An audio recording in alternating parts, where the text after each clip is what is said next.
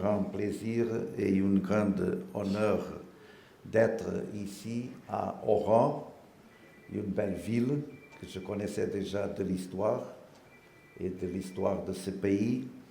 Et je remercie les paroles qui ont été dites par monsieur le recteur de cette université et aussi par le professeur, notre modérateur. Je remercie et je rappelle les anciens liens d'amitié, de solidarité entre le peuple portugais et le peuple algérien. Nous avons une histoire commune de relations très amicales, très anciennes. Et monsieur le recteur a parlé du président de la République portugaise, Manuel Teixeira Gomes, qui a choisi l'Algérie pour vivre.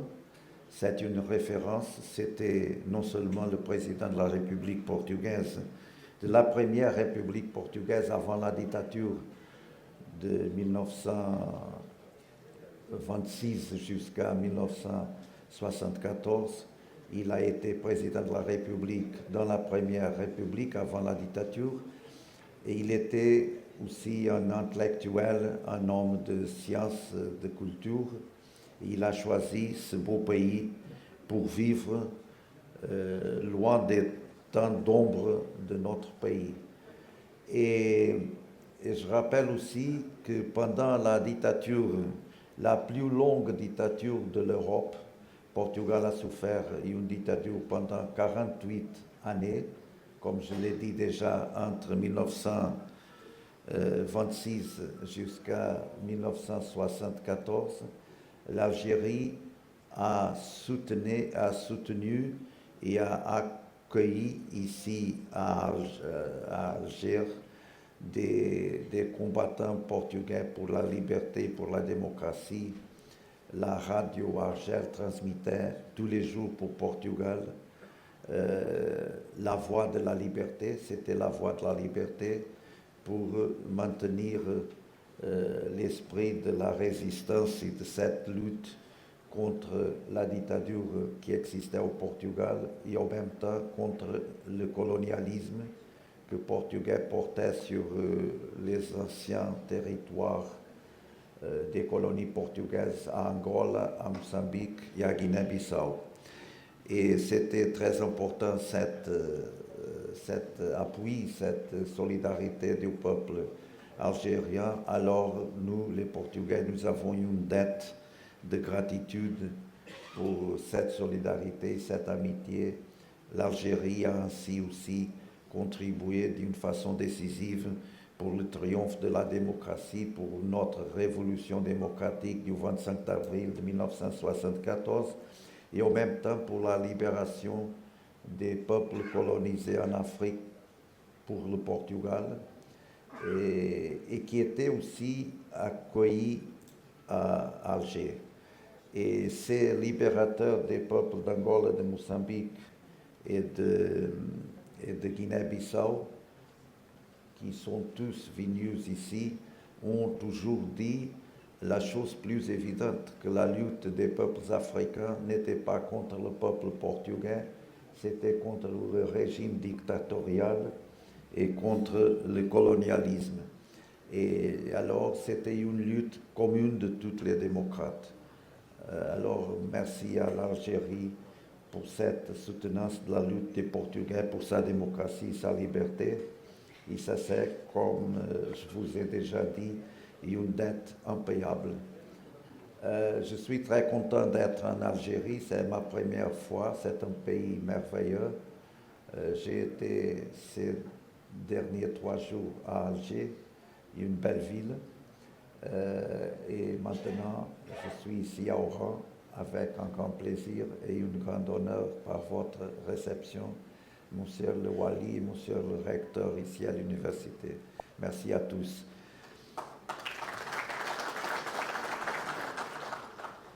Je vais parler essentiellement sur les défis récents dans la pratique des cours constitutionnels et surtout à propos de la pandémie du Covid, parce qu'elle a suscité des problèmes constitutionnels très importants et qui ont saisi la Cour constitutionnelle portugaise comme on saisit naturellement les autres cours constitutionnelles. Mais avant de rentrer précisément sur ce thème et en séquence de ce qu'a dit monsieur le professeur, je vais parler un petit peu sur le système de contrôle de constitutionnalité au Portugal, l'actuel système de contrôle de constitutionnalité, parce qu'il faut éclairer quelques aspects. Et comme vous l'avez dit très bien, monsieur le professeur, nous apprenons tous avec les autres, nous avons les expériences de tous les pays pour apprendre. Et monsieur le professeur a déjà référé, par exemple, l'expérience de l'Allemagne, de l'Autriche, etc. Portugal a un système de contrôle de constitutionnalité qui est un système mixte, un système hybride entre la fiscalisation judiciaire diffuse d'origine américaine, d'origine nord-américaine, qui est arrivée pour la première fois à l'Europe, précisément avec la Constitution républicaine portugaise de 1911. La Constitution portugaise de 1911, c'était précisément la première Constitution portugaise, la première Constitution européenne qui a consacré le système de la fiscalisation judiciaire diffuse. Ça veut dire que tous les tribunaux doivent refuser l'application de normes qu'ils ne jugent conformes à la Constitution. Et ce système existe par influence du constitutionnalisme nord-américain et par influence de la Constitution républicaine brésilienne de 1891, la Constitution brésilienne de 1891 existe au Portugal depuis 1911 dans la Constitution de la Première République portugaise. Ça, c'est le système diffuse. Et ça veut dire qu'au Portugal, tous les tribunaux doivent refuser l'application des normes inconstitutionnelles, ou qu'ils jugent inconstitutionnelles. Alors, tous les tribunaux portugais sont des tribunaux constitutionnels. Tous les tribunaux, de plusieurs instances et de plusieurs hiérarchies. Les tribunaux communs, les tribunaux administratifs, tous les tribunaux sont des tribunaux constitutionnels. Ça, c'est la fiscalisation diffuse. Et il y a, depuis 1982, la fiscalisation juridictionnelle concentrée dans la Cour constitutionnelle, dans le tribunal constitutionnel. Selon le modèle autrichien de Hans Kelsen, le modèle autrichien, mais avec des différences avec le modèle de Hans Kelsen, le modèle qui a été consacré pour la première fois dans la Constitution autrichienne de 1920. Alors, nous avons cette dernière instance, le plus haut tribunal du Portugal, qui juge seulement question de constitutionnalité, en recours des décisions des autres tribunaux et aussi dans la fiscalisation abstracte. Alors, nous avons la fiscalisation concrète, ça veut dire que des autres tribunaux peuvent arriver à la Cour constitutionnelle par la voie de recours, par la voie d'appel, des questions de constitutionnalité. Et je reviens maintenant à la fiscalisation diffuse.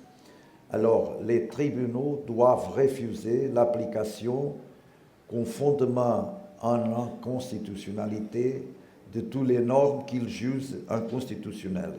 Et de cette refus d'application, il y a un appel, un recours obligatoire pour le ministère public de saisir la Cour constitutionnelle pour savoir définitivement, et dans la dernière parole, si les normes sont constitutionnelles ou non. Mais il y a une autre possibilité d'arriver des autres tribunaux à la Cour constitutionnelle. C'est quand une des parties dans le litige suscite une question d'inconstitutionnalité. Ce n'est pas le tribunal qui, ex officio, refuse l'application d'une norme inconstitutionnelle, ce sont les parties du procès qui suscitent la question d'inconstitutionnalité. Et dans ce cas, ces mêmes parties peuvent appeler, mais ils doivent parcourir toutes les instances, par exemple la première instance, la Cour d'appel, la Suprême Cour, et seulement après, épuisant toutes ces instances de recours, ils peuvent arriver à la Cour constitutionnelle qui, une fois encore, décidera avec la dernière parole pour ce cas concret. C'est la fiscalisation, c'est le contrôle concret de la constitutionnalité. Et ça nous occupe à la Cour constitutionnelle plus que 95% des questions que nous avons. C'est la fiscalisation concrète et c'est le moyen d'accès des particuliers à la Cour constitutionnelle. Toujours à travers des décisions d'autres tribunaux, d'autres cours. Et nous avons aussi la fiscalisation abstraite et deux modalités de fiscalisation abstraite, et ça c'est commun avec le système algérien. Nous avons le contrôle préventif, et ça c'est seulement le président de la République qui, avant de promulguer une loi, s'il a des doutes de constitutionnalité, il demande à la Cour constitutionnelle qui éclairisse la question de savoir s'il peut entrer en vigueur ou non cette norme ou ces normes, s'ils sont ou non conformes à la constitutionnalité. Alors, nous sommes devant une question qui est préalable à l'entrée en vigueur de la loi. Alors normalement, ce sont des questions très complexes, très difficiles. Et la Cour a seulement 25 jours pour décider. Et ça, c'est encore plus compliqué parce qu'on fait la sorte du rapporteur. Nous sommes 13 juges. On fait la sorte du rapporteur.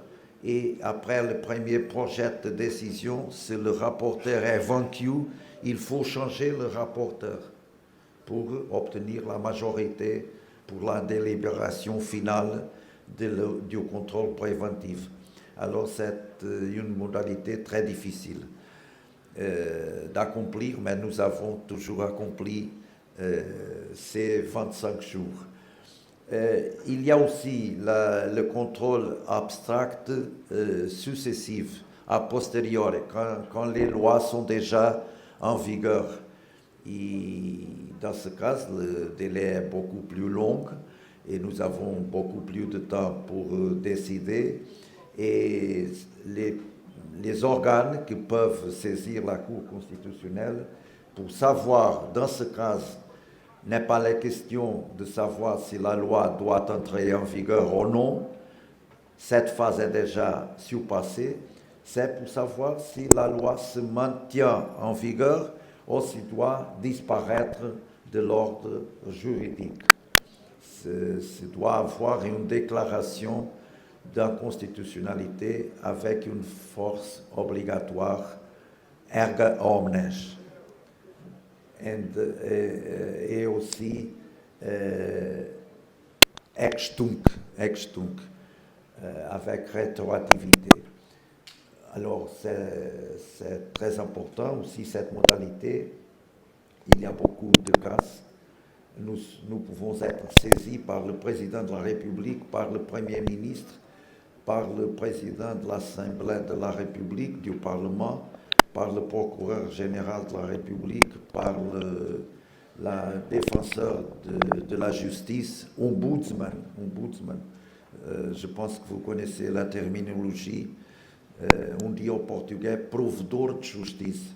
C'est le défenseur de la justice. Et aussi une dixième partie des députés. Nous sommes, au Portugal, nous avons 230 députés, membres du Parlement, et 23, au minimum de 23 députés, peuvent saisir la Cour constitutionnelle en suscitant une question de constitutionnalité de normes qui sont déjà en vigueur. Ça, c'est l'essentiel. Il y a des autres modalités. Et il faut dire aussi que, au-delà de la fiscalisation de la constitutionnalité, la Cour constitutionnelle portugaise a beaucoup d'autres compétences en matière électorale, en matière de contentieuse partidaire, des partis politiques et d'autres compétences. Mais l'essentiel de notre travail, c'est, comment il est bien clair, le contrôle de la constitutionnalité des normes. Nous jugeons seulement des normes, s'ils sont ou non conformes à la Constitution. Et même en fiscalisation concrète, ce que nous disons, la norme se doit appliquer ou non. Et ça se doit refléter dans la décision finale des instances. Mais nous ne jugeons pas le cas concret, seulement les normes applicables. Alors, après cette brève explanation, je vais entrer dans mon thème principal pour aujourd'hui, qui vient à propos de l'impact des situations d'exception et surtout ce qui s'est passé avec la pandémie du Covid-19 sur la protection des droits fondamentaux. Parce que, comme vous le savez, le plus important de notre fonction, de la fonction d'un tribunal constitutionnel, est précisément assurer, garantir la primauté de la loi fondamentale, la primauté de la Constitution, défendre l'état de droit, la démocratie et les droits fondamentaux des citoyens.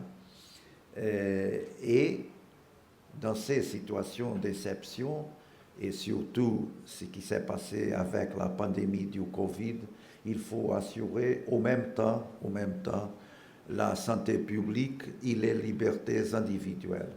Et nous avons eu beaucoup d'exemples qui ont saisi la Cour constitutionnelle portugaise, qui a fait à peu près 40 décisions et qui sont importantes et que je vais les référer. Alors, l'essentiel de cette communication est sur la sauvegarde des principes constitutionnels dans l'état d'exception, le problème de l'article 19 de la Constitution portugaise, comme vous le voyez là, c'est le symbole du Covid. La Cour constitutionnelle du Portugal a rendu près de 40 arrêts liés au Covid-19, répartis en 4 grandes catégories.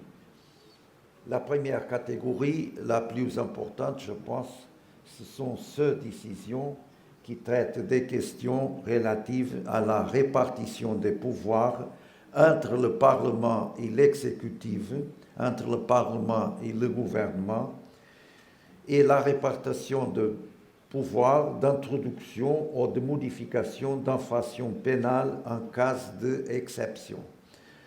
Ça, c'est très important parce que, comme tous le savent, depuis la déclaration si importante qui est connue par la Magna Carta del libéralisme, qui est la déclaration des droits de l'homme et du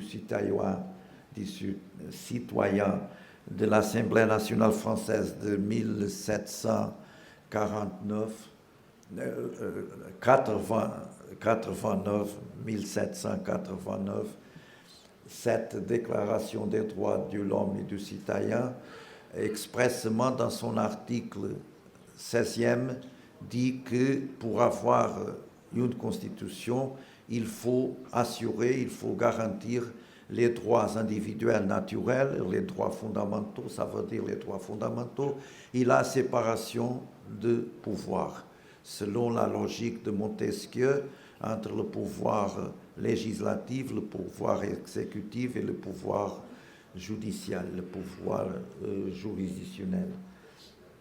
Et pourtant, ça c'est une question très importante parce que, comme vous le savez, avec l'État social, le gouvernement a de plus en plus eu beaucoup plus de compétences, même en matière législative, mais il faut assurer la répartition de pouvoir, la séparation de pouvoir entre le Parlement, l'organe législatif principal, et l'exécutif. Ça, c'était le premier groupe. Les autres groupes, le deuxième groupe, ce sont ceux décisions qui évaluent la conformité à la Constitution des mesures rendant obligatoire le confinement ou l'isolement prophylactique pour les passagers à destination du Portugal à bord de certains vols, provenant de pays qui avaient des chaînes très longues de propagation du virus. Et le troisième groupe de ces décisions étaient des décisions qui contrôlent la conformité à la Constitution des mesures instaurant une période de confinement obligatoire pour les personnes sous surveillance active des autorités sanitaires. Et à la fin, aussi des décisions sur les effets procéduraux de diverses mesures liées à la pandémie du Covid-19. Alors, nous allons commencer par la répartition des pouvoirs entre le Parlement et l'exécutif. Je commence par la référence à ces arrêts. Je ne vais pas répéter les numéros de ces arrêts. Vous avez là les numéros. Dans les deux premiers arrêts, la Cour a jugé qu'une disposition légale aggravant la sanction attachée au délit de désobéissance en cas de violation d'une ordonnance d'assignation à résidence, un tribunal ordinaire de Lisbonne, un tribunal de première instance, a refusé d'appliquer cette norme précisément pour des motifs d'inconstitutionnalité. Mais la Cour constitutionnelle a jugé qu'il n'avait pas inconstitutionnalité. Tous ces cas que je vais référer, ce sont des cas de fiscalisation concrète. Il n'y a eu des cas de fiscalisation abstracte, seulement de fiscalisation concrète, alors en voie de recours d'autres tribunaux. Alors, dans ces deux cas, ces deux arrêts, le tribunal de Lisbonne a décidé que la norme était inconstitutionnelle, mais la Cour constitutionnelle a dit qu'elle n'était pas inconstitutionnelle. Dans une autre série d'arrêts, ils sont numérés là, la Cour a évalué la conformité à la Constitution d'une infraction de désobéissance apparemment nouvellement introduite par le pouvoir exécutif, et ça s'est jugé à la lumière de l'exigence de prévisibilité des infractions pénales. C'est l'article 29, numéro 1 de la Constitution portugaise. Comme vous le savez, c'est le principe qui en latin est connu par nulla crimen sine lege, ou nulla pena sine lege. Ça veut dire qu'il faut avoir une norme qui définit clairement le type pénal pour que quelqu'un puisse être puni. Et c'est ça le principe qui est en cause, qui est en question, le principe de prévisibilité des infractions pénales, nulla pena sine lege. La Cour a déclaré que le pouvoir exécutif n'avait pas introduit une nouvelle infraction en établissant que la violation de l'obligation d'assignation à la résidence équivalait à une désobéissance. Et pourtant, le pouvoir exécutif, selon la Cour, n'avait pas agi ultra vires, ça veut dire au dehors de ses compétences, n'a pas envahi les compétences exclusives du Parlement. Dans le cadre d'une procédure de révision abstracte, il faut dire ici que il est possible, je l'expliquerai un peu plus tard, il est possible qu'après un déterminé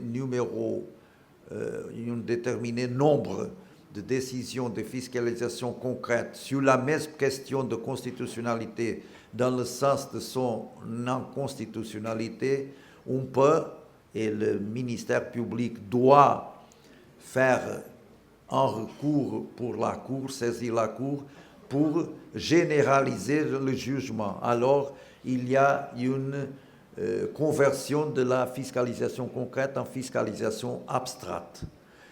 C'est ce qu'on appelle la généralisation des process de fiscalisation concrète sur la même question.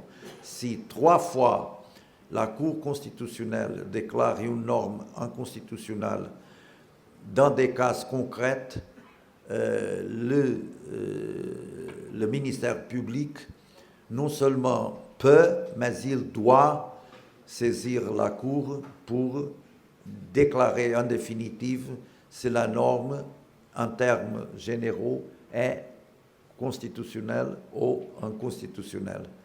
Et dans ce cas, avec des effets erga omnes, non seulement pour le cas concret, mais avec une généralisation de ce jugement. Dans un autre arrêt, la Cour a spécifiquement abordé la question de savoir